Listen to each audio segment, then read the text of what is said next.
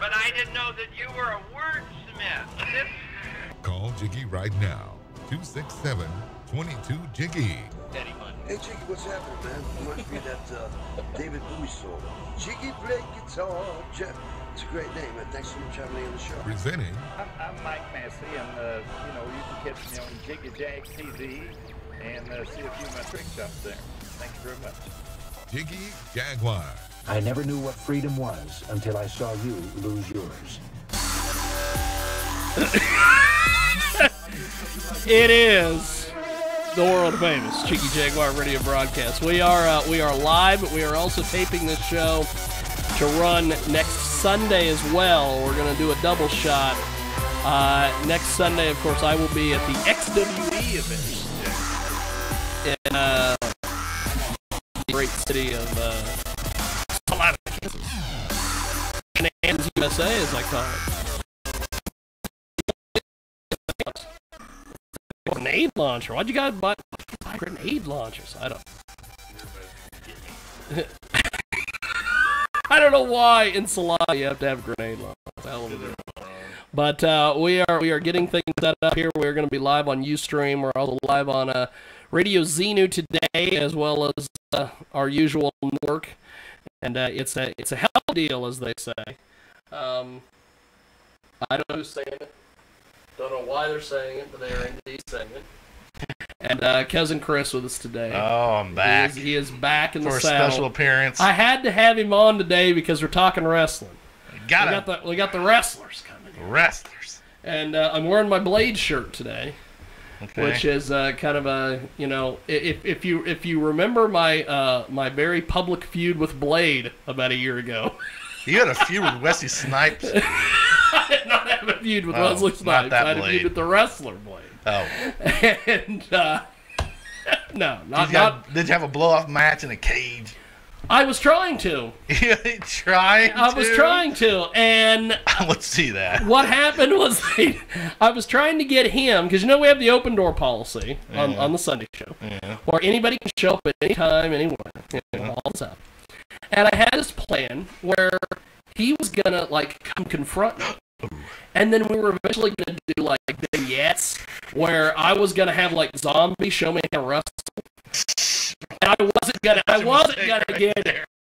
get it. And what was gonna be funny about it was that Zombie was this big, and so he was gonna try to show me how to wrestle.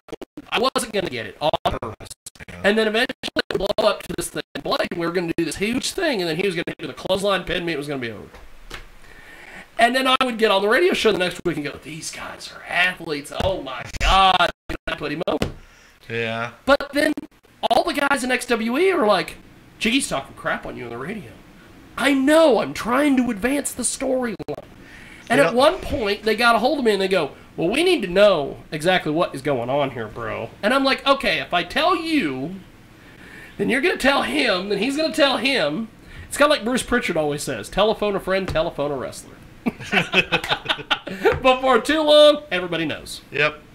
And the angle's blown. Yeah. So we never did the thing with Blade.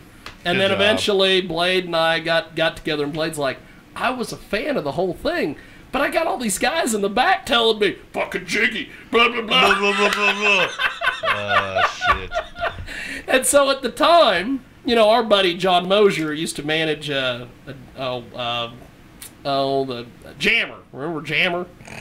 Yeah. John Mosier's like, these guys have got to calm down. This is just wrestling. Calm down. This wrestling, people. Oh, crap. It could have been a big payday. It could have been a big deal. That'd be awesome, man. I was going to have Jiggy t-shirts. See? I was going to do this thing where, Zombie was going to walk me to the ring, and I was going to have a towel on like Rocky. and Zombie was going to be like my, the guy that was Rocky's, the hell is his name? Mickey. He's going to be like, you're going to eat lightning and trap thunder. All that. Wow. But never got anywhere, never went anywhere. Huh. So my days bad. of wrestling is over there. Huh? It didn't work. Yeah. But But we are live today on Radio Xenu. We're also live on 50 plus AM/FM stations, and we will be taping this broadcast as well. We're going to run this on Radio Xenu here in a couple weeks as well, if you miss it live. And because of Chris with us, Yep. we have with us in studio the fantastic, and I think his mic's on, the Samoan Predator. I've been trying to get the Samoan Predator on this show for I don't know how many weeks. He's already threatened to kill me already. he's already threatened to kill Chris. I don't like applesauce. Awesome. And what's great, and I want to preface this with the Predator before we get going. On this show, we love professional wrestling. We are as big of marks as Marks. we are huge marks. His name's actually Mark. I actually legally changed my name to Mark. And we love wrestling. We love the wrestling business. The thing that me and Chris do, and this is the thing, and I was thinking about this the other day. We have been around wrestling and been fans of wrestling and know a lot of these indie guys and know them like just as like friends outside of, the business, as they say. We look at wrestling a little bit different than the average fan. And so, like, I'll give you a good example. A couple months ago, and Chris is going to cheer this because he's not a Mangler fan, but but I went to Mount Hope for one of the MWE shows. And Lance is in, Mangler's in there. And at the end of the match, they do this thing where Danimal runs in and he attacks Mangler with a chair. And he runs in and Mangler turns around and Lance gets this follow through to his head. It sounded like a gun went off. Oh. Unprotected chair shot. Oh, you gotta protect yourself. And he goes down, and everybody in the audience is like, the fans that were Mangler fans were like, oh my God. He's dead. He's dead. He took a shot, And then the people that aren't Mangler fans, like Chris and our buddy Mike Game, they're sitting in the back going, I hope he's dead. I hope he's dead. But I would say that in real life. But Just on the TV show. I'm sitting there the whole time going, that's a concussion, brother. You can't do that, man. You got a family. And I look at this a little bit differently than everybody else. So going into the show today, this is kind of how, one of the things that Chris has been saying for the longest time on this radio show. He's been saying this forever. And we got to get your perspective today because you're an indie guy, you're going around the country, you're paying your dues. Paying your dues. What is the big deal with WWE? It can't be that big of a deal because everybody's leaving. And one thing Chris has always said is that stay indie. Stay on the indie circuit. You got your freedom there, man. You can do whatever you want. You can fight anybody you want. You don't got somebody telling you what to do, how to do it, how to say it. You don't get pinned to some crappy gimmick that you'll never get off. For instance, and we were talking with this with the Predator before we went on the air. He just got done wrestling Abyss 2 months ago. That's awesome. Here in Hutch.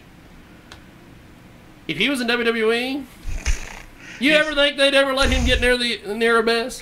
No, he'd be in NXT still. Fighting, I don't know. You'd be fighting the Velveteen Dream in NXT. Wow. Just wow. I like that match he had with Leo Rush. They used to be tag team partners. That's how they know each other's moves. It's like, you're not going to learn nothing. You're going to get up there in the main roster and you're going to fight somebody. Well, and Leo Rush. You think when he gets on the main roster, they're going to let him do all those flips? 205. All that stuff? 205. You're going to have a... So let's do this. We've got Samoan Predator with us today. We may be joined here in a few moments by some other wrestlers. I don't know if they'll. It's wrestlers and rappers work on the same time schedule, except for the Predator because he's a pro. You tell these guys be there at 2 when you really mean be there at 1. Wrestlers and rappers. I tell a rapper we're going to start at 3. They show up at 6. Sometimes the wrestlers are that way, but like with Predator, I told him, I said, hey, we're probably going to start at 1. Boom. Dude's here at 12:45. Look at that. See? telling you, folks, that's how you do it. Fantastic. That's how you do That's a it. pro, baby. Now, tell us how you got started in doing this whole thing. How do you break into the indie scene? And one thing about you, brother, and watching you over the last year and a half or whatever that I've heard of you, you've done a hell of a lot in a year and a half.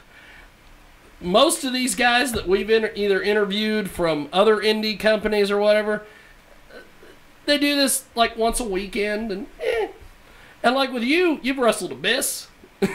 You've wrestled some names, my man. So tell us a little bit how you got started doing this wrestling thing. Actually, I started about 3 years ago. Okay. Close friends with a wrestler known as D Money. He announced his return to the ring. So him and I are close friends, and I was like, "What? You mean to say there's professional wrestling in the area?" He's like, "Yeah, come try out." So I was like, "Okay." That's awesome. I mean, that was kind of like giving a fat kid a free pass to the candy store. Oh, I was on it. It was like was on it. Like it's like the angels see him, the gates open up, the light shines down. I love this guy. The quote about who is glorious. glory. So, Not those matches. I got a hold of matches. the promoter of the Imperial Wrestling Revolution, or IWR. Yeah. Jerry Bostic, just phenomenal guy. Oh yeah. Phenomenal guy indeed. Spoke with him back and forth. He gave me a tryout, and apparently I must impress some of the other trainers because they offered me a shot. To train at their school, and I got to learn. That's awesome. I got to learn from Kaio. I got to learn from Montego Sika. I got to learn from the Arab legend Al Farad, and I got to learn from Jerry the Boss Bostic. All just tremendous individuals. They taught me the ins, the outs, of wrestling, not just in the ring but out the ring. How you carry yourself. How you conduct yourself in a professional manner, because people are always looking at you. Once they see you as a wrestler, you're no longer Duke Jenkins or John Smith. Yeah. You're the wrestler. So everything you do reflects on not just yourself, but the company or companies that you work for. That's awesome. I've also been blessed to work with the urban legend Drake Gallows. Wow. Out of Oklahoma City. Yes. Again, truly a phenomenal guy. He was brought up through Tom Jones. So I got to work with people who were trained directly under Tom Jones. That's awesome. As well. So again, to me, wrestling is a constant state of evolving. It's a constant state of learning. The more you learn, the more that you don't know. That's pretty cool.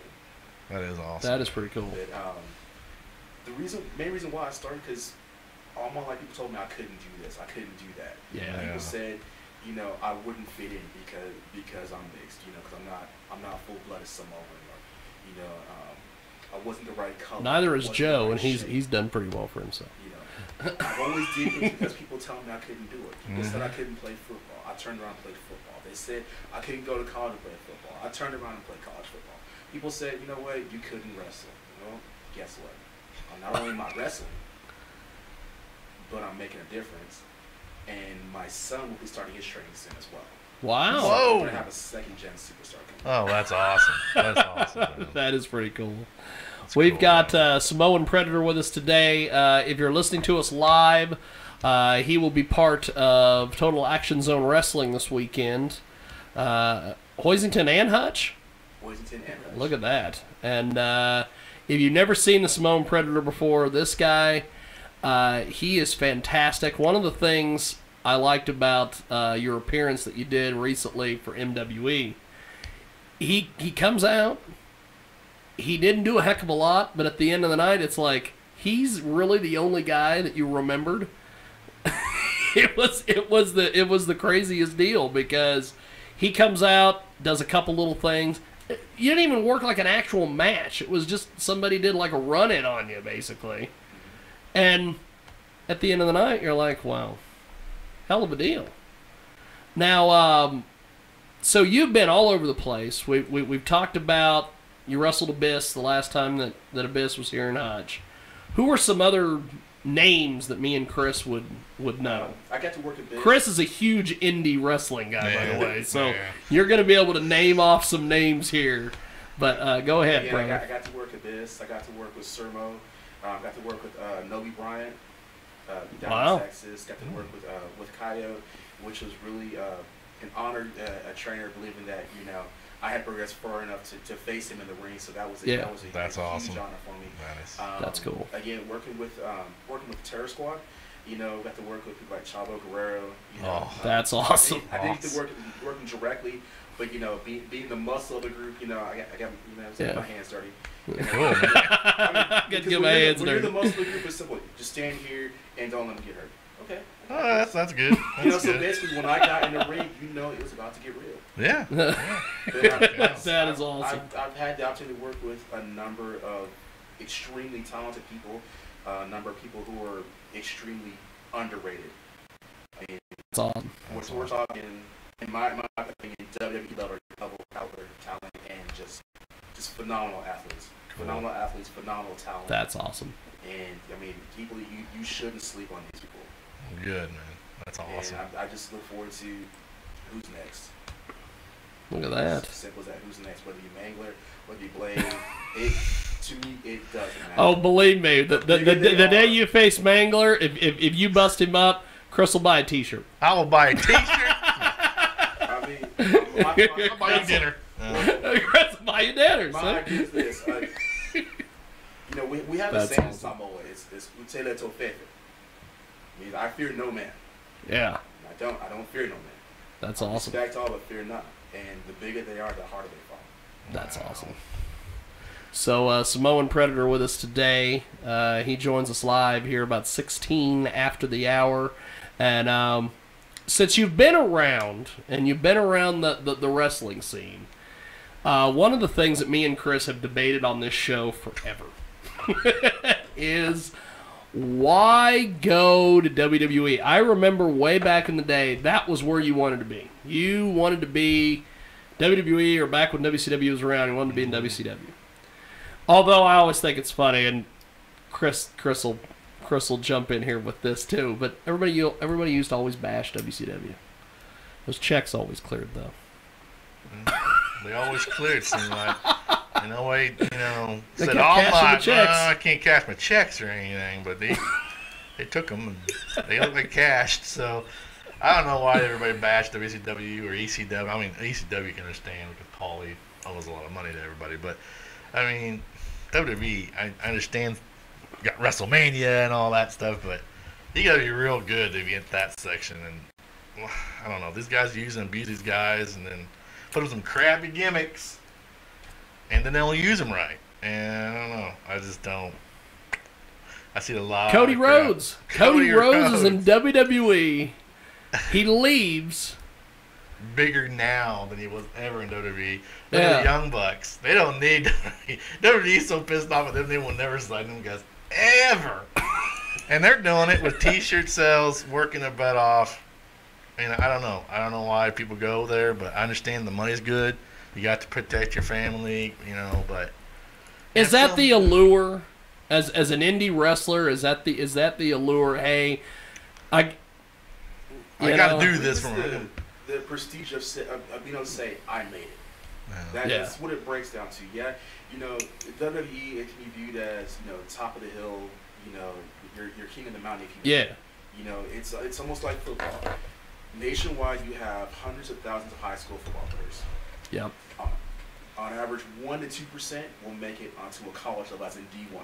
Mm-hmm. You may have another 2 to 5% make it D2, D3, Yep. and maybe another, I'll say less than 10% make it in a JUCO status, or other smaller colleges and things of that nature. Yeah. But then out of all of that, you have less than 1% that will make it to the NFL. It's similar thing with the WWE. With the rise of pro wrestling and everything, you've got a bunch of independent circuits that literally popped up all over the place. Oh yeah. So everybody's going in. They can do what they want to give it a shot. Everybody's gunning for that spot. Hey, get into WWE, but not everybody's willing to go that extra mile. As far as effort, everybody will do what they have to do. Yep. You want to keep your house. You gotta pay your rent. Yep.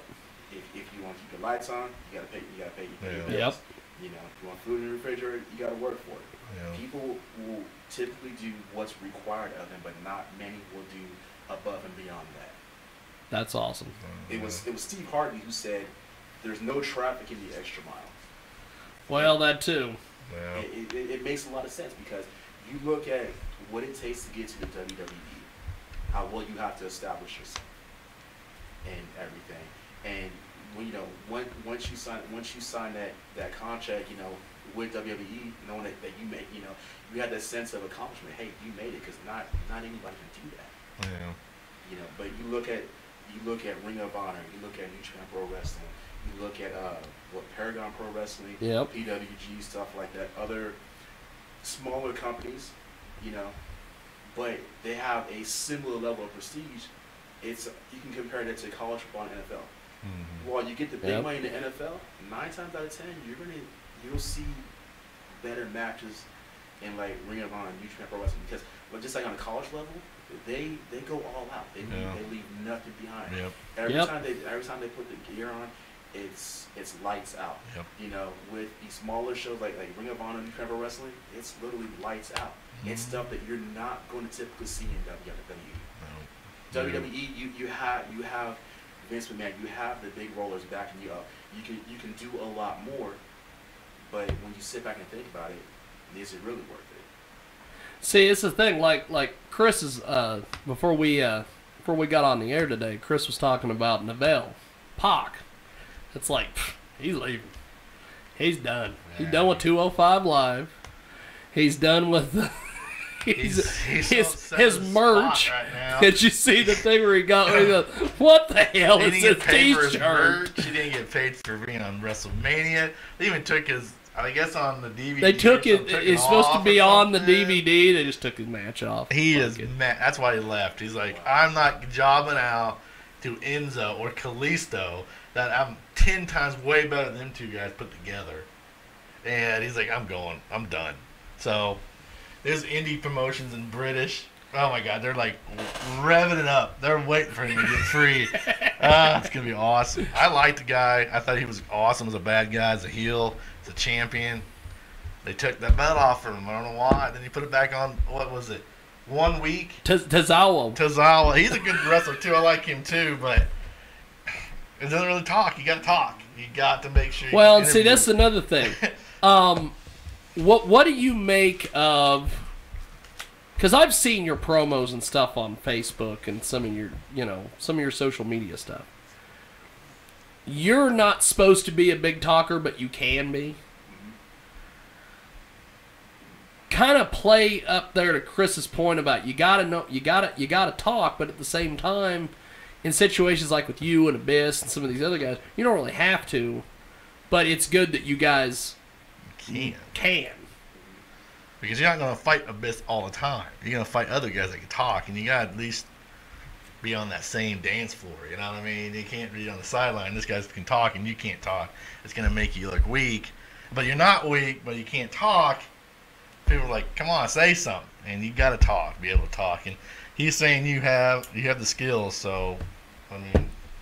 It's not just being able to talk, it's knowing when to talk. Talk, yeah, that's true. For example, when I let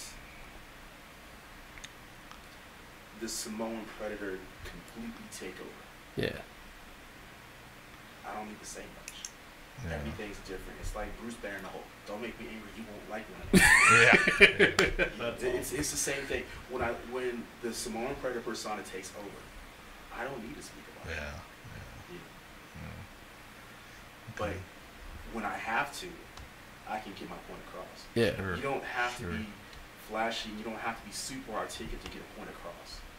You can say as much with 6 to 7 words as you can with 100 to 150 words. The key is get the point across. Get the people understand, okay, it's about to go down. I don't know who this guy is, but somebody's going to be seeing Jesus really quick. That is awesome. That's just what it breaks down to. You have to be able to stand out. That's cool. So, Yeah. so what do you make of the fact that WWE over the years have, because you even brought it up a second ago, there's all these indie companies that have all spawned out all of a sudden. Is it just because WWE went through and bought everybody? Is that why people are like, we're done with this crap? So there's ROH, PWG, all this, or? I think it's a possibility that it's because WWE. I mean, I grew up watching WWE, WCW. I even grew up watching NWA. Yeah. You know, so Yeah. I'm just to say privileged that I was able to say, hey, I watched the Von Erichs wrestling. That's Yeah. cool. You know, I'm able to say I watched the classic one, Junkyard Dog, Coco Beware, Sergeant Slaughter. You know, Yes. Legion of Doom, Demolition of Prime. Yeah. Yes. You know, I got to see all these great people wrestle, and then you have like and then you have WWF. So you had like Hulk Hogan, you had Macho Man Randy Savage, you had Bad News Brown, you had all these great people. The Rats.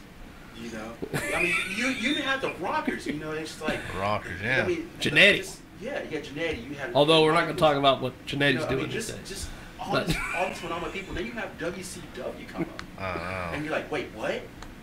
You know, so you know, you have all this talent and all these options to watch. And next thing you know, it gets phased, and then you have the Monday Night Wars. I don't know about you guys, but you know. Oh my God, awesome. we were flipping back and forth. great. Days before there was TiVo and all the other I literally bullshit. had 2 TVs in my room. Awesome. And I had, He did it the smart way. He had the 2 TVs. Splitters, so I was literally watching both channels. Sweet. Because I had favorites from WWF. Yeah. I had favorites from WCW. You know, like one of the most memorable matches I'll never forget from Monday Night Wars was when X-Pac known as 1, 2, 3 came out and beat Razor Ramon. Yeah. Straight up. Wasn't expecting him because you see Razor Ramon come out. I mean, he was just badass. Yeah, he was a no one was badass. described it, you know. He's like, you want that shit, you know. He do his thing, and just and then for this guy to come out and like half the size and stuff. Think, okay, he's gonna get murdered, but he comes out and He's gonna get murdered. I mean, he came out and he beat him. Like it was clean, just straight beat. You're like, what? You knew right then and there any expectations you would have went out the window. Yeah. And it just had any expectations, preconceived notions, expectations, they were gone. Yeah. Which, I mean, WWF, they pushed the envelope. WCW, they started pushing the envelope too. You know, another memorable match that everybody talks about to this day is WCW Bash in Cage. Yes. Who's the third guy? Who's the third guy? And Hogan walks out. It wasn't looking good for the home team. Then here comes Hulk Hogan. And Bobby Roode, hey, we can't trust him either. He's like, what? He's Hulk Hogan. And he drops that leg. I was going nuts. I watched that thing. It was awesome. It was so sweet. It was just it was like, awesome. I was it was watching awesome. that. I was at a loss of words. I mean, It was I'll great. never forget that. Like my aunt, she was a huge Hulk Hogan fan. God rest her soul. Like she was in love with him. Like She's burning his merchandise now. She got all the stuff that she had, autographed pictures, everything in the trash. She probably was fucking pissed when he went back face. Yeah, I guess so. She was done. But then from that storyline, we got to see Steve evolve. Yeah. Oh yeah. Steve, watching him. Guy didn't talk for a whole year. I know. Watching Steve, you know, like this guy from California, just doing all kinds of phenomenal work, and then this happened.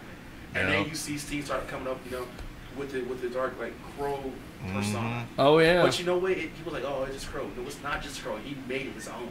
He made it his own, actually, man. Whatever politics behind the scenes took place, Britannia has joined us. It triggered an evolution. Yeah. So has Crystal Wayne Baxter. Yeah. And that's, to me, that was hands down one of the greatest character developments ever. The door open. I knew that storyline, the invasion, was going to be hot when I seen Scott Hall walk into that crowd, and they had some jobbers on the ring, but you see him just walking. Razor Ramon, Scott Hall walking. You want a war? I knew this was going to be good, but I didn't think Hulk Hogan was involved. I thought Bret Hart maybe, but it was so great. It was awesome. The Wars, Monday Night Wars was great. Monday Night Wars was awesome, and then, you know, toward the end, when, you know, they ultimately lost. What you're doing over there. You're like, okay, so we're getting the best of both worlds. Yeah. And, you know, it's almost like we didn't get that. No, we sure did. We were screwed. The wrestling fans were screwed. They could have kept WCW open. They could have done all the There stuff. are people like Jim Ross to this day that still say that if they would have kept things going, they'd still be making money off that stuff. Oh, of course, they would make fists over. Oh my gosh! The biggest matches. You can put the young talent on WCW. It would be so great, but we all know how that ended, boys. Not too good. Well, and then the thing I didn't understand was they could have waited a year to do the invasion after everybody's contracts were up and just do the real one. Yeah. Instead, Benson's like, I'll just do it with Raven and a couple guys and we're done. Yeah. Yeah, they were waiting for Steiner and Goldberg and all the big name stars, and they didn't get them till like a year later. It's like, it's over already, man. They sunk WCW. They didn't care. They just won that name. And ECW, rest in peace. They didn't care about that either. So I was listening to Jim Cornette's podcast the other day, and he said that if it was Tony Schiavone, if Turner didn't want wrestling, cares about not running wrestling. But that tape library, they could have made millions off just selling crap off that tape library. Yeah. He's like, but no, they sold it for $20 to Vince. It wasn't that. It was like $600,000, but still. Well, still, man. So we've got the Samoan Predator with us in studio. We are live on Radio Xenu. We're also recording this broadcast as well for a couple weeks from now. I will be running this on the Sunday show because I will be in the great city of Salina, Kansas for XWE. Woohoo, Salina, Kansas. XWE. Ugh. We're not stealing from Grandma. I shouldn't say that out here. What'd you say? You don't know that story. We'll tell that story later. Predator probably knows what I'm talking about. We're all going to talk about that here. Not in front of the kid. Not in front of the kid. We don't want to check her up anything. Britannia has joined us, along with the award-winning Crystal Wayne Baxter. She is now the award-winning Crystal Rain Baxter. There was a photo taken of her at the Kansas State Fair where she was arm wrestling. Oh, yeah. And she won People's Choice. Whoa. Hell of a deal. She's literally... You're the People's Champion. The People's Champion. Not The Rock. It's you. There you go, man. She is. That's awesome. Brittany was trying to get her to wrestle the boys. Because I think it would have been funny if she just smashes all Some the boys slash them. That'd be awesome. You should have done it.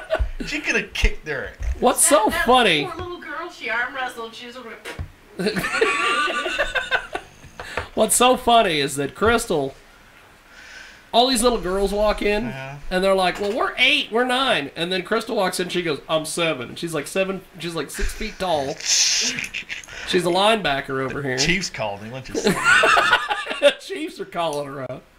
Jerry Bostic's trying to get her down at IWR. Gonna put her in the minis division. The minis division.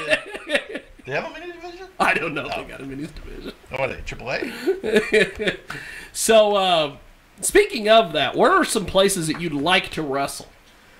Places I would like to wrestle. Do you think that your style and your, I don't want to say gimmick, but your gimmick would get over in like Mexico and stuff like that? I think so. Mexico would get okay. New Japan Pro Wrestling. No, they are. You know, You're a big American, and they love big Americans for whatever reason. Bader, all these guys. If you're like 5 inches above an average Japanese guy, you're over in Japan. I don't know why it is. I used to read all the wrestling magazines. 5 inches over, they need my flex. It's like all of them. You see these rankings for like most popular athlete in Japan and all this stuff, and it was like Arnold Schwarzenegger and Vader and Ollie and all these guys, and I'm like, all you got to do is be 6 feet tall, and you're over. Oh, I'm screwed. I'm 5'7". I'm out of there. So you're screwed. I'm screwed. I'm screwed. But the Predator's over. He's not. He's in like Flint, baby. It's like the rappers say. He's official like a referee with a whistle. I don't know. I'm white. You're white. And Samoan Predator with us today. Now, of course, Britannia is stuffing her face on the couch, but she is stuffing it, man. Oh my goodness. She got to see the Predator when we went to the NWE show. Sure. Cool, man. And got to see him smash whoever the hell the little tiny guy was that he smashed. Some jobber. So, I'm just kidding. I don't think he was a jobber. Was Do he a they jobber? have jobbers in indie wrestling, or does that exist? What are you talking Oh, jobbers just start when they go to WWE. There's no. I've heard of jobbers in various promotions, but I haven't really encountered any. So We all know the jobbers. The one that don't win, they just stand there. They get their couple moves in, but we all know before he steps in that cart, he already knows he's gonna lose. Barry Hardy. Okay, hey, here's another insider kind of what the hell would you do kind of question. okay. One of the things that Chris is always expounding every year. I always have like Cousin Chris in the back of my head, and then he's that's like, get out of my head. Get out of my head. The Royal Rumble. How do these guys? You know, give your theory that the whiteboard and the guy who's going to win, and drop that theory for us. You know, the one thing. How do you feel? How are these 29 other guys supposed to feel? And they already know they're going to lose. Yeah. It's like, I'm not going to win this. What's the purpose of this? Is it just a thing of we're getting paid, we're playing a role, that's what we're doing? Or they don't tell anybody. Like, we already know who. They just, you know. Because it's like they know. Like the year that Randy Orton won it. They're like, okay, Orton's going to win it. So what? All 28 of us going out, or 29 of us, why are we all going out there? It's like, you know, is it just a case of you're getting paid? That's what you're supposed to do. You're supposed to go out there. They're going to throw you off the top rope. That's the end of it. Or is it a situation of, at least I'm working? There's a number of ways of looking at it. You can look at, hey, I'm getting paid. I'm going to go ahead and do what the Lord tells me to. Yeah. You know, it could be, okay, I got my money, okay, I'll do whatever I want. But how I look at it personally, you're involved in a Royal Rumble, that is your chance to stand out. Well, that too. Whether you're going over or you're not, that's your opportunity to show the promoters, show the fans, why you stand out from everybody else. And why you're one of the top 30 guys that's in that Rumble. Exactly. Okay. It's your opportunity to show people why. That's a little bit different than. And why nobody can stack up to you. That's cool. Yeah, because you got like a guy like Kane who knows he's not going to win it, but he's out there throwing 50 dudes out of it, or 5 or 6 dudes out of there. Kane's like 6'8", 8'12". He comes in there and like somebody's getting tossed, and you hope and pray they don't land in the bleachers on top of fans or something. That'd be awesome. That'd be awesome. Just throw them out. Samoan Predator with us today here on our big broadcast, and we are going to be taping this as well as we're going live right now. And we got I got a message from everybody's favorite John Mosier. Who? J.M. Steele. Okay. Who? I didn't know who he is. I don't know these people. He managed Jammer way back in the day. Okay, back in the okay. He was the guy that Mike Game looked at him at 2 Questions with Mike Game and says, "How do you guys feel like being dressed up like members of Nickelback?" Okay, I got you. Let's see. And this is another thing. Samoan Predator, be glad we don't have Mike Game with us today. Oh, jeez. He would subjugate you to 2 Questions with Mike Game, and they're usually 2 questions that don't have any real answers. No. And it's just him being a clown. And he'd be high or drunk right about now. Both. Both. Apparently he didn't get off till 1, so off work till 1, so It's okay. he's probably already high and drunk at work. What kind of plate does he work? Let's get high and drunk. AT&T. I don't know. Oh, AT&T. That's why their service sucks, not his tea. Sorry, go ahead. What's the guy? What's the? So we got Samoan Predator with us today. Now, J.M. Steele said he was just watching. He just wanted to say he was watching, and it's a great interview. And Samoan Predator's the greatest thing he's ever seen, next to himself. No. And all this. No, I added that last part. Oh, you just. But he wants to manage you. He wants to manage you. Because Jammer's not doing shit. He's selling hot wings at Buffalo Wild Wings. In Colorado. In Colorado. Do I get it? I'm a JM Steel guy. Sure. Hook him up, Jig. Pop the message. He's a J.M. Steele guy. Man. Now, with the fact that you know how to talk, you know how to cut a promo, Do you prefer to have the manager out there doing his thing and you're just the big, tall, scary guy? Or... I really have no preference. I mean, it's fine being out there. Let the manager do the talking for me. Yeah. But if need be, I can talk as well. But again, I don't feel I need to use a bunch of words to get my point across. Yeah. Sure. That's awesome. I mean, if you can say 5 to 7 words, get your point across, as opposed to 10, 20, 150. Yeah. See, I'm sitting here looking at him. I was like, he looks like somebody. He's like Bad Luck Fale. I always love in that. Japan, Bad Luck Fale, man. He's a badass. He's a Samoan. He's a badass. I'm just saying. Put the glasses on him. Put a Bullet Club shirt so on he him, could boom. be Bad Luck Fale cosplay. He can be his tag team partner. I don't care. Tag team partner. I mean, sure, why not? Might as well. Why not? Make some money. Just try. So, I guess the next best thing I got to ask, as far as what Chris was saying with making money, merch. Do you have merch? Are you one of the guys who's like, I gotta have stuff to sell? I've got T-shirts. I've got new T-shirts coming out. I've got wristbands. Wow. I got pictures coming up soon. Cool, man. So that's cool. I've got a little bit of everything. So he sounds like he's got his head on straight and thinking, Some of these guys don't, just like... Well, as a professional wrestler, you got to. And as, working in the independent circuit, you have to market yourself. Mm-hmm. You can't just go out there and do a job and hope someone's going to remember you for a long time to come. Sure. You have to have tangible items, tangible merchandise that they can remember you from. Like a T-shirt, or if you go out there and take a picture with a fan. Sometimes it's the smallest gestures that make the biggest ripples that have the biggest impacts. That's cool.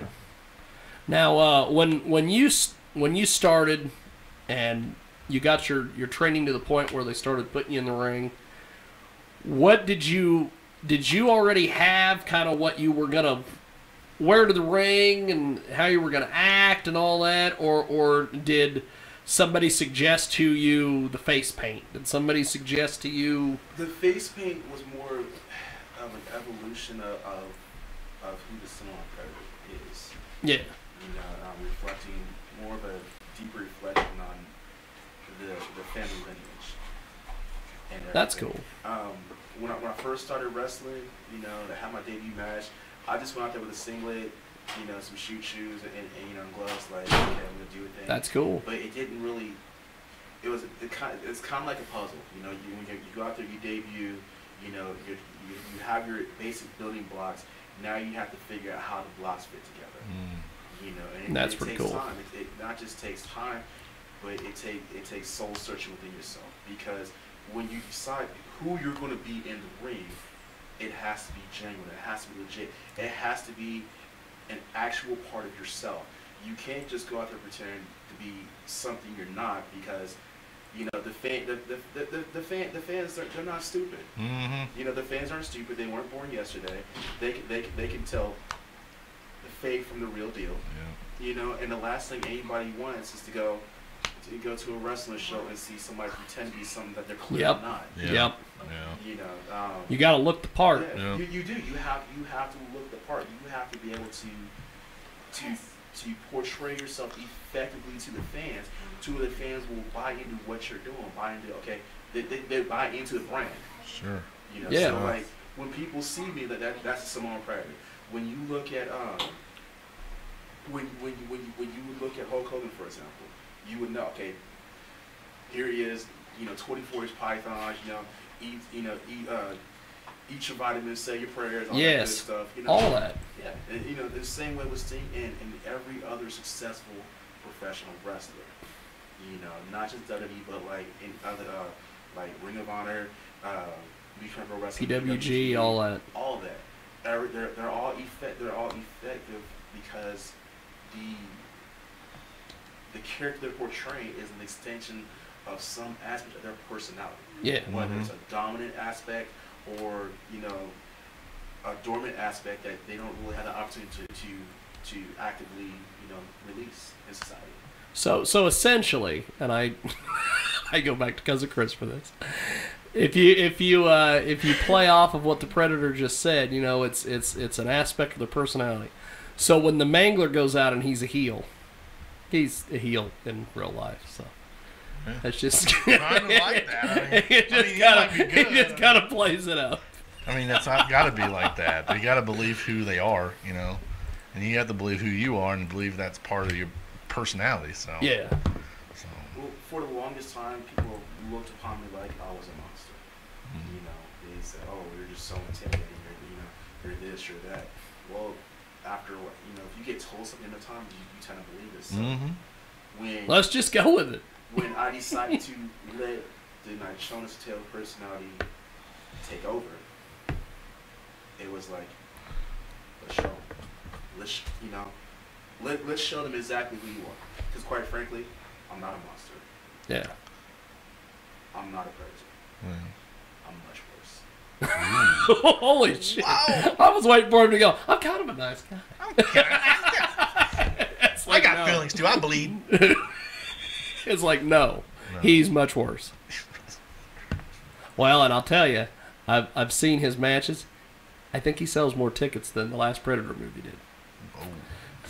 I believe that. I believe that. I think he is much better than.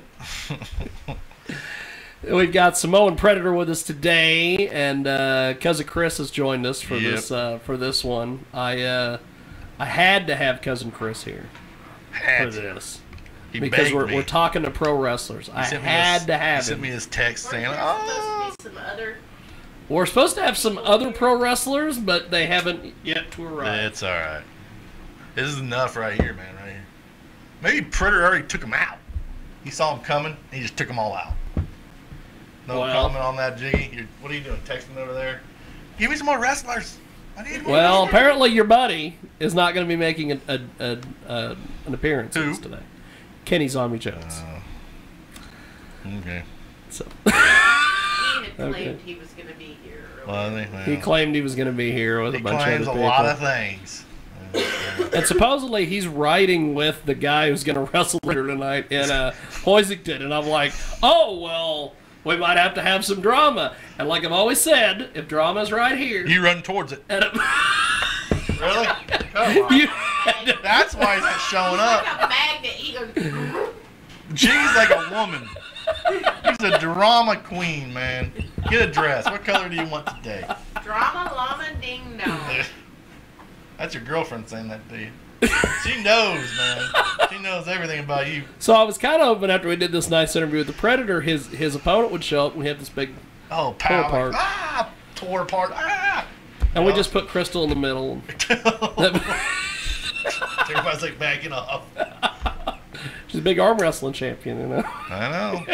But so where besides this weekend, what's some other appearances and things you got booked? I'm doing Total Action Zone Wrestling this weekend. I'll be back at Mount Hope from the MWE. I'll be wrestling Mid-South Wrestling Alliance in Oklahoma City. That's cool. And then just a couple other places. Going back to Mineral Wells later on next month for CWP Championship. Man, you're booked. Look at this. Wow. Keep him busy. He's got some bookings. So he's actually wrestling. It's not just some of these guys are like, yeah, I'm not showing up unless I'm booked. Then they never show up. Yeah. Like the guy from, what was it, Beyond the Mat? I'm not showing up unless I'm booked. If I'm not booked, I'm not Harry, coming. I'm not booked. I'm not coming. Okay, go ahead. I cut you off. You had a question. Who's your dream opponent? If you can get in a ring with anybody you want, who would it be? That's a tough question because I have a number of opponents that I want to get in the ring with. I want to get in the ring with Vader. I want to get in the ring with that would be awesome. Rikishi. I want to get in the ring with. As long as it's not at the porn awards, you're fine. I've got a story I can tell you about with Rikishi. Go ahead. I'm ready for. I'm ready for another match with the best. Cool, man. This guy's gonna be something, man. You better pick pictures I'm of ready this. for anybody and everybody. Sweet, man. That's awesome. Good, man. I fight Shad Satsu tonight. I'm ready. Good, man. See, he's my Rikishi comment. I had to explain that to people, because I'll get tweets on it. And I would rather explain it on the air than off the air. We go to the Adult Video News Awards every year, the Porn Awards, which you need to go sometime. I think you and your wife, especially her. I think she would eat that up. She would never let me do that. She went with you. No way. Never gonna happen, guys. Don't even ask anymore. Stop wasting your breath. Keep telling your story. So I won't never meet Rikishi. It's okay. Got enough of him on TV. Rikishi was at the Adult Video News Awards in January in Vegas. Had a booth. And I went over there and I said, hey, I want to do an interview with him. And his handlers were like, well, we could, but you can't ask about the porn awards. And I'm like, look around. What? You are in a porn award. Whatever. You're here. He's over there. Ron Jeremy showed up taking a picture with him.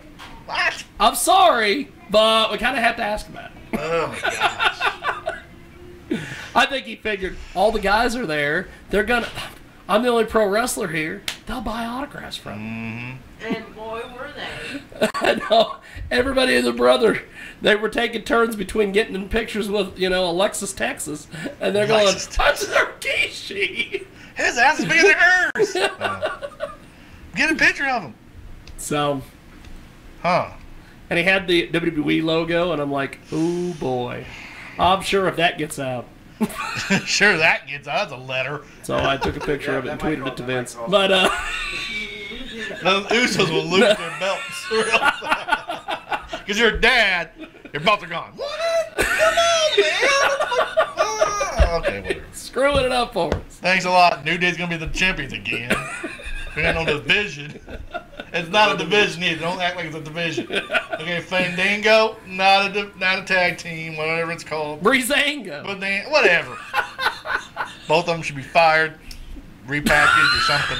Repackaged. We got Mojo Rawley. Who the hell's he? He ain't done nothing since WrestleMania. He won that Rumble for some reason. And Zack Ryder, he's still on the roster? He took a picture of Cody Rhodes. How come he's still on the roster? Last time I saw him get pushed was Kane pushing him off the stage. In that little wheelchair, he's like, come on. And then you got what? Jason Gamble. Gable and Shelton. You don't know any. You took his tag team, his real tag team partner, and put him on SmackDown as Kurt Angle's, or no, Raw, the Kurt Angle's son. Anyway, why? You had a tag team that were badass guys. And then there's the newly repackaged Rowan and Harper, who are now being repackaged as WWE's version of War Machine. You guys don't no. The Bludgeon Brothers. What? Why don't you just put him back with Wyatt? That he can't win a freaking match. He can't win a match. He is done. They should send him back to NXT and repackage him. He's done. Are you talking about Bray Wyatt? Bray Wyatt's done. But for some reason, people. Bray Wyatt is done. I don't care if you can do this with your phone. But for some reason, people love him. I got that, but he can't. Wyatt is a hell of a speaker.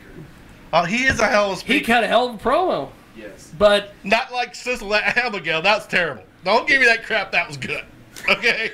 He looked at that. I had visions of some indie female or somebody from NXT. No, we're just gonna put him in drag. And you're fighting Finn Balor again. You gonna lose again? 0-3 against Finn Balor, and they want you to fight with Brock Lesnar. Never gonna be believable. Brock's already knows before he goes to that pay-per-view match, it's an easy win. It's a check. I seen a rumor today: Jinder Mahal versus Brock Lesnar at Survivor Series. Better not happen. What do you think of this Predator? I've seen that too. Jinder Mahal, he's an awesome guy in the ring, out the ring.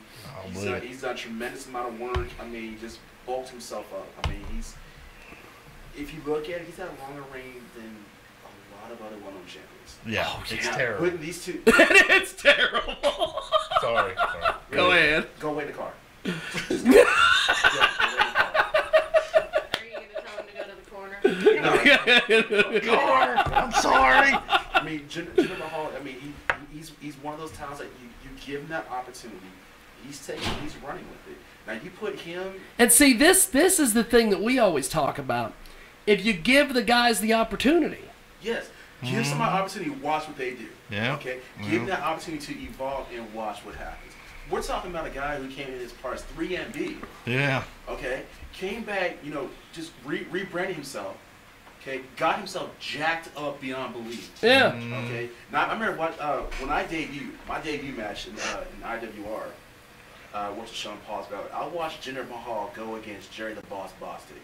There was one point in time, wow. he chin checked Bostic, and I thought Bostic was gonna die. I mean, it was just goodbye, boss. It was just like wow. Well, see you later, Bostic. You're out of there. And Jinder's work ethic is unbelievable. It's great. Like you see him work, and you swear he is not human.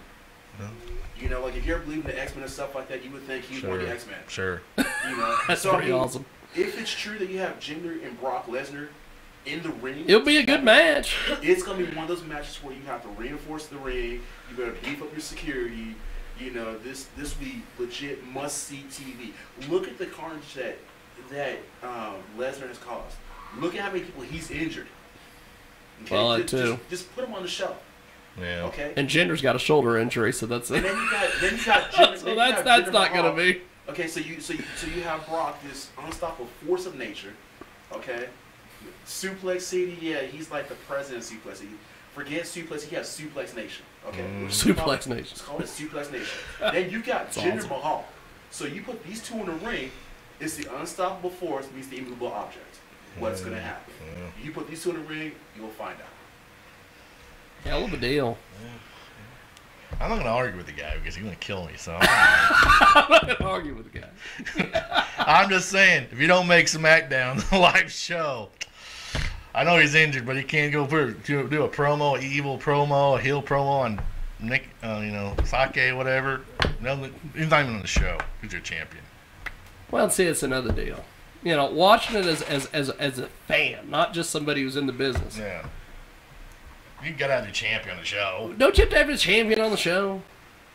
Brock, I understand, whatever. I can understand, yeah, with Brock. But, I mean, Jinder's in the back. He worked a dark match at the end of the night.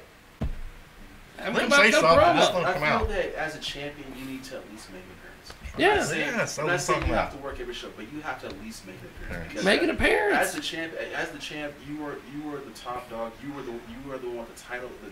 You have the title. You have the target on your. You're the guy. So people need to see what they're striving for. See? Like that's somebody that's working in the wrestling. CWP, for example, I hold the heavyweight title. Yeah. I'm there every show. I put that title on the line every show. Cool. And you know that's what? Cool. I invite any and everybody. I don't care where you're at. If you want my title, come get it. Oh. Uh-oh. Look at that. Uh-oh. If you want my title, come get it. Okay. And while I'm on the show, I'm going to teach you right now. Abyss has my title. Uh-oh. That's awesome. No, Abyss has my title. And I'm going to get it one way or another. That's awesome. The body count will rise. The body count will rise. Hold on a continue to sec stack here. until the monster Abyss himself